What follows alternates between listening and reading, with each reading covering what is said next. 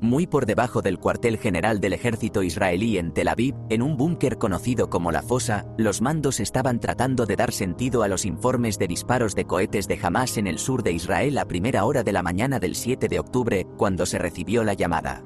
Era un comandante de la división que supervisa las operaciones militares a lo largo de la frontera con Gaza. Su base estaba siendo atacada. El comandante no pudo describir el alcance del ataque ni dar más detalles, según un oficial militar con conocimiento de la llamada, pero pidió que se enviaran todos los refuerzos disponibles.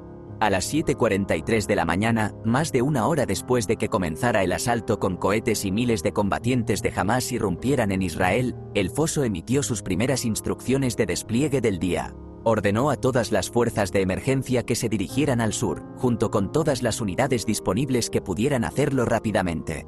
Pero los líderes militares del país aún no reconocían que la invasión de Israel ya estaba muy avanzada. Horas después, ciudadanos israelíes desesperados seguían valiéndose por sí mismos y pidiendo ayuda.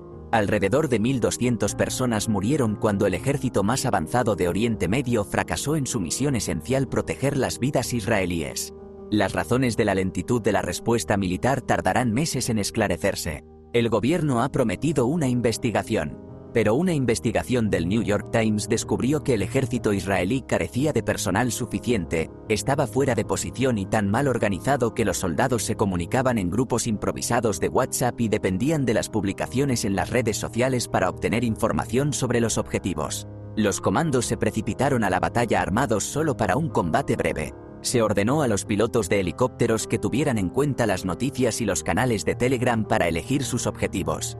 Y quizás lo más grave, las fuerzas de defensa de Israel ni siquiera tenían un plan para responder a un ataque a gran escala de Hamás en suelo israelí, según soldados y oficiales actuales y anteriores. Si tal plan existía en alguna estantería, dijeron los soldados, nadie se había entrenado en él y nadie lo seguía. Aquel día, los soldados se lo inventaron sobre la marcha. En la práctica, no existía la preparación defensiva adecuada, no se practicaba, ni se equipaba ni se reforzaba para una operación así, dijo Yom Tov Samia, general de división de las reservas israelíes y ex jefe del mando sur del ejército. No había un plan de defensa para un ataque sorpresa como el que vimos el 7 de octubre, dijo Amir Abibi, general de brigada de las reservas y ex comandante adjunto de la división de Gaza, responsable de la protección de la región. Esa falta de preparación contradice un principio fundamental de la doctrina militar israelí. Desde los tiempos de David Ben Gurion, primer ministro y ministro de Defensa de Israel, el objetivo era estar siempre a la ofensiva, anticiparse a los ataques y librar batallas en territorio enemigo. En respuesta a una serie de preguntas de The Times, entre ellas por qué tantos soldados como oficiales decían que no había habido ningún plan, las fuerzas de defensa de Israel respondieron: las FDI están actualmente centradas en eliminar la amenaza de la organización terrorista Hamás. Las cuestiones de este tipo se estudiarán más adelante. La investigación del Times se basa en documentos internos del gobierno israelí y en una revisión del alijo de material militar, conocido como Pandora, que contiene decenas de miles de vídeos, incluidas imágenes de cámaras corporales llevadas por terroristas y cámaras de vigilancia de circuito cerrado. El Times entrevistó a docenas de oficiales, soldados rasos y testigos presenciales, algunos de los cuales hablaron bajo condición de anonimato porque no estaban autorizados a hablar públicamente sobre operaciones militares. Los documentos y las entrevistas revelaron nuevos detalles sobre el ataque, incluidas evaluaciones militares y órdenes como la dada por The Pit a primera hora de esa mañana. En conjunto, muestran que gran parte del fracaso militar se debió a la falta de un plan, junto con una serie de errores de inteligencia en los meses y años anteriores al ataque.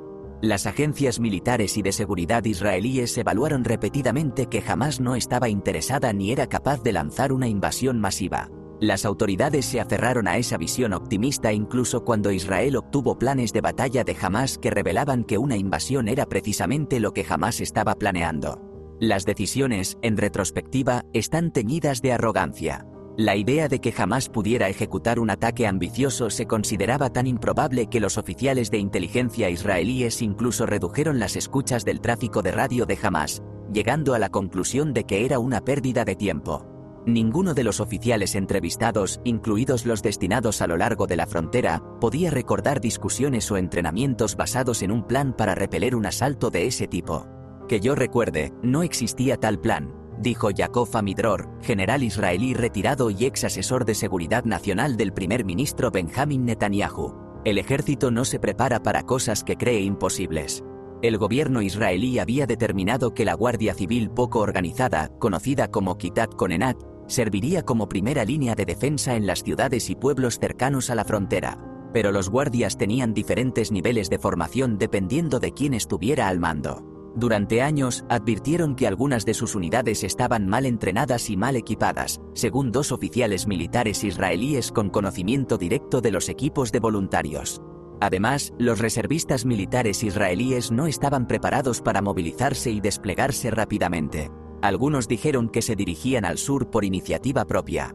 David Ben-Sion, de 38 años, comandante de las reservas, dijo que los reservistas nunca se entrenaron para responder en un momento a una invasión. El entrenamiento asumía que la inteligencia israelí se enteraría de una invasión inminente con antelación, dando a los reservistas tiempo para prepararse para el despliegue. El procedimiento establece que tenemos el batallón listo para el combate en 24 horas, dijo. Hay una lista de comprobación para autorizar la distribución de todo. Practicamos esto durante muchos años. Hamás aprovechó estos errores para retrasar aún más la respuesta israelí. Los terroristas bloquearon cruces de carreteras clave, dejando a los soldados empantanados en tiroteos cuando intentaban entrar en las ciudades asediadas. Y el asedio de Hamás a la base militar del sur de Israel inutilizó el puesto de mando regional, paralizando la respuesta militar. Aún queda mucho por saber sobre ese día, como qué órdenes se dieron dentro de la cúpula militar israelí en Tel Aviv y cuándo. La investigación del Times amplía y añade nuevos detalles a la agresiva cobertura de la respuesta militar en los medios de comunicación israelíes. Los oficiales y reservistas que se dirigieron al sur esa mañana, ya fuera bajo órdenes o por su cuenta, pronto se enteraron del caos en el que se estaban adentrando. El general Barak Hiram, que pronto iba a asumir el mando de una división en la frontera de Gaza, se dirigió al sur para ver de primera mano cómo respondían los soldados a lo que parecía un ataque rutinario de Hamás. En una entrevista, recordó los mensajes de texto que recibió de soldados que conocía en la región. «Ven a salvarnos. Envía al ejército, rápido, nos están matando. Perdonad que recurramos a vosotros, ya no nos quedan armas». Las unidades de comandos fueron de las primeras en movilizarse esa mañana.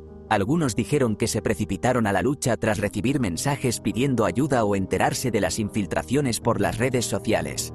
Otras unidades estaban a la espera y recibieron órdenes formales de activación. El reducido tamaño de los equipos sugiere que los mandos no entendieron bien la amenaza. Las tropas se desplegaron con pistolas y fusiles de asalto, suficientes para enfrentarse a una banda de terroristas que tomaban rehenes, pero no para entrar en combate a gran escala. Documentos no revelados anteriormente y revisados por The Times muestran hasta qué punto los militares malinterpretaron la situación. Registros de las primeras horas del día muestran que, incluso durante el ataque, los militares seguían considerando que Hamás, en el mejor de los casos, sería capaz de abrir una brecha en la valla fronteriza de Israel en unos pocos lugares. Otro documento de inteligencia, elaborado semanas después, muestra que los equipos de Hamás traspasaron realmente la valla en más de 30 lugares y se adentraron rápidamente en el sur de Israel. Los combatientes de Hamás penetraron en Israel con ametralladoras pesadas, lanzagranadas propulsadas por cohetes, minas terrestres y mucho más. Estaban preparados para luchar durante días. Al parecer, los comandos israelíes creían que solo lucharían durante horas. Uno de ellos dijo que aquella mañana había salido sin gafas de visión nocturna. Los terroristas tenían una clara ventaja táctica en potencia de fuego, dijo Yair Ansbacher, de 40 años, reservista de una unidad antiterrorista que luchó el 7 de octubre. Él y sus compañeros utilizaron principalmente pistolas, fusiles de asalto y, a veces, rifles de francotirador, dijo. La situación era tan grave que a las 9 de la mañana, el jefe del Shin Bet, la Agencia de Seguridad Nacional de Israel, emitió una orden poco habitual. Dijo a todos los empleados entrenados para el combate y portadores de armas que se dirigieran al sur. El Shin Bet normalmente no se activa con el ejército. Ese día murieron 10 agentes del Shin Bet. Para empeorar las cosas, el ejército ha reconocido que trasladó 2 compañías de comandos más de 100 soldados a Cisjordania solo 2 días antes del ataque, un reflejo de la creencia errónea de Israel de que un ataque de Hamás no era una amenaza inminente. Eso dejaba 3 batallones de infantería y un batallón de tanques a lo largo de la frontera de Gaza. Pero el 7 de octubre era la festividad judía de Simchat Torah y el Sabbath. Un oficial militar de alto rango estimó que alrededor de la mitad de los 1.500 soldados de la zona estaban ausentes. Dijo que otro batallón de infantería había sido reasignado años antes después de que Israel terminara de construir un muro de seguridad alrededor de Gaza. No está claro si Hamás sabía que el ejército carecía de personal suficiente, pero tuvo consecuencias fatales. Cuando comenzaron los ataques, muchos soldados luchaban por sus vidas en lugar de proteger a los residentes cercanos. Hamás asaltó una base, Nahal Oz, obligando a los soldados a abandonarla y a dejar atrás a amigos muertos. Y tal como habían advertido los voluntarios civiles, la primera línea de defensa dentro de Israel se vio rápidamente desbordada. Algunas unidades apenas disponían de armas suficientes para una batalla de horas, según las autoridades. Hamás también trabajó estratégicamente para debilitar la ventaja de Israel en potencia de fuego. Los terroristas atacaron tanques israelíes, alcanzando a varios de ellos, dijo el general de brigada Hisham Ibrahim, comandante del cuerpo blindado. Los tanques se quedaron sin munición, dejando a las tripulaciones luchando con los soldados de tierra.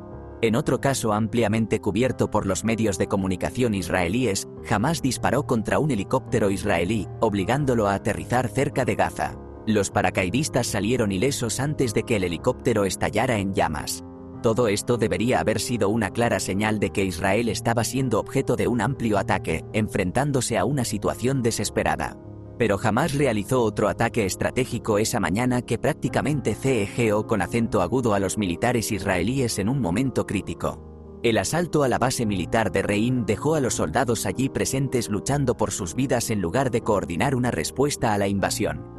Reim es la sede de la División de Gaza, que supervisa todas las operaciones militares en la región. También alberga dos brigadas, la del norte y la del sur, dedicadas a proteger unos 65 kilómetros de frontera. Al igual que otras bases, Reim carecía de personal suficiente debido a las vacaciones. Un comandante de brigada y personal clave estaban fuera de la base, según un oficial militar de alto rango. Fueron convocados de nuevo antes del amanecer, según los oficiales, mientras los servicios de inteligencia israelíes trataban de entender la inusual actividad de Hamás al otro lado de la frontera, en Gaza. A muchos soldados, sin embargo, se les permitió seguir durmiendo. Uno de ellos declaró a The Times que algunos no supieron que estaban siendo atacados hasta que Hamás estuvo en sus dormitorios. Varios murieron en sus literas. Otros se atrincheraron en habitaciones seguras. El alcance de la catástrofe, si no el ataque en sí, era evitable, según los registros y las entrevistas. Después de construir la valla, pusieron el cuartel general en medio del sector, dijo el general Samia, antiguo jefe del Mando Sur. Dijo que los tres comandantes de las brigadas y la división nunca deberían haber estado alojados juntos tan cerca de la frontera de Gaza. Los tres estaban en el mismo campamento, en el mismo lugar, dijo. ¡Qué error! ¡Qué error! Las autoridades israelíes también sabían, con años de antelación, que jamás planeaba eliminar Reim como parte de su invasión, según demostraron documentos obtenidos anteriormente por The Times. Descartaron ese plan, como la perspectiva de una invasión general, por inverosímil. Incluso en mayo, cuando los analistas de inteligencia hicieron saltar las alarmas sobre los ejercicios de entrenamiento de Hamás, las autoridades israelíes no aumentaron el número de tropas en el sur. El asalto a Reim provocó casi un apagón de las comunicaciones dentro de la unidad que coordina los movimientos de tropas en todo el sur de Israel, según un soldado que estaba destinado allí el 7 de octubre. La división que se suponía que dirigía la batalla intentaba no verse superada. Incluso a mediodía, según otro oficial del Mando Sur, los oficiales no entendían lo que estaba ocurriendo. Calculaban que Hamás había enviado unos 200 hombres armados a Israel. Estaban equivocados por un factor de 10. Los militares tardaron casi todo el día en retomar el control de la base de Reim. Cuando tu división está bajo fuego, te centras en limpiarla de terroristas, dijo el general Ibrahim, comandante del cuerpo blindado, que tiene su base en el sur de Israel. Eso distrae de la gestión de los combates en general. El general Ibrahim defendió la respuesta del ejército, diciendo que hay pocos ejércitos modernos que podrían haber recapturado la región tan rápidamente como lo hizo Israel. Pero nadie se había entrenado para repeler una invasión. Jamás sabía cómo utilizar la geografía de Israel contra su ejército. A pesar del asedio de Reim, los refuerzos no estaban lejos. Miles de soldados estaban a menos de 40 minutos de las ciudades atacadas. Pero mientras los aterrorizados ciudadanos esperaban en búnkeres o se escondían de los hombres armados, los soldados israelíes se quedaban colgados en la autopista, incapaces de llegar hasta ellos. Una autopista central conecta las bases militares del centro y el sur del país con las comunidades cercanas a Gaza. Grupos de hombres armados de Hamás tienden emboscadas a lo largo de la ruta, según muestran los vídeos de Pandora. Los mandos israelíes dudaban en enviar soldados a esas trampas, según 2 militares israelíes que participaron en las conversaciones de esa mañana. Hamás está por todas las carreteras, informó un soldado israelí en una conversación relatada por un participante. Son los dueños de la calle, no nosotros. Uno de los cruces más mortíferos fue el de Sha'ar Haneyev, la intersección de 2 arterias principales que conducen a las ciudades y comunidades asediadas conocidas como kibutzim. Hamás se apoderó del cruce matando a automovilistas, prendiendo fuego a sus coches y bloqueando carreteras, según funcionarios militares y vídeos. Cada encuentro en los cruces se saldaba con la muerte de los terroristas y ralentizaba nuestro avance, dijo el Ansbacher, reservista antiterrorista, relatando el frustrante progreso del equipo. A medida que avanzamos, comprendemos que estamos realmente retrasados. En los kibutzim nos necesitan y están matando a gente. La unidad de comandos de élite Maglan opera desde una base situada a unos 25 minutos de Gaza. Su comandante adjunto activó la unidad sobre las 6:30 de la mañana del 7 de octubre, según un oficial familiarizado con las operaciones de ese día. Pero el equipo recibió escasa orientación de los altos generales israelíes o del cuartel general de la división de Gaza, que, no se dieron cuenta, estaba a su vez bajo ataque. Los comandos de Maglan estaban especializados en operar tras las líneas enemigas, donde Israel siempre esperaba que se produjeran los combates. Ninguno de ellos se había entrenado para responder a una invasión, dijo el oficial. El oficial dijo que no había misiones concretas. A los soldados se les decía que simplemente cogieran un arma y salvaran a la gente.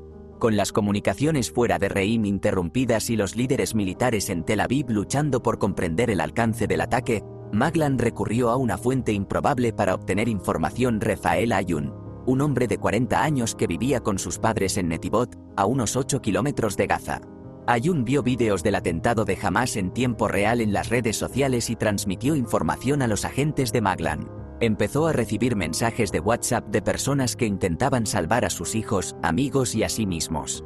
«Hola Rafael, estamos atrapados en un contenedor de basura cerca del lugar de la fiesta», decía un mensaje. «Por favor, ven a rescatarnos. Somos 16 personas». El Ayun transmitió esas localizaciones a los comandos, pero no comprendieron la enormidad de la lucha. Un equipo de Maglan mató a varios terroristas cerca de una base en Zikim, al norte de Gaza, pero no se dieron cuenta hasta las 11 de la mañana de que combatientes de Hamás habían irrumpido en Kfar Aza, donde se produjeron algunos de los peores combates. Los soldados intercambiaron información. Un comandante de equipo dijo a los soldados a bordo de un helicóptero que consultaran los canales de Telegram y las noticias para elegir objetivos. Un general, reservista que combatió aquel día, dijo que el 7 de octubre hubo muchos héroes. Pero un ejército solo necesita héroes, dijo, cuando las cosas han ido mal. Los soldados están entre los que se preguntan cómo salieron tan mal las cosas. El mayor Ben Sion, reservista, dijo que su unidad de paracaidistas salió de su base en el centro de Israel, no lejos de Tel Aviv, en un convoy hacia las 13:30 horas. Se movilizaron por su cuenta, sin una orden formal de llamada a filas. Para ganar tiempo, partieron sin equipo de visión nocturna ni chalecos antibalas adecuados. Esperaba ver las carreteras repletas de soldados, equipos y vehículos blindados en dirección sur. Las carreteras estaban vacías, recordó en una entrevista. A las 7 horas de combate, se volvió hacia el reservista que estaba a su lado y le preguntó: ¿Dónde están las FDI? ¿Dónde están las FDI?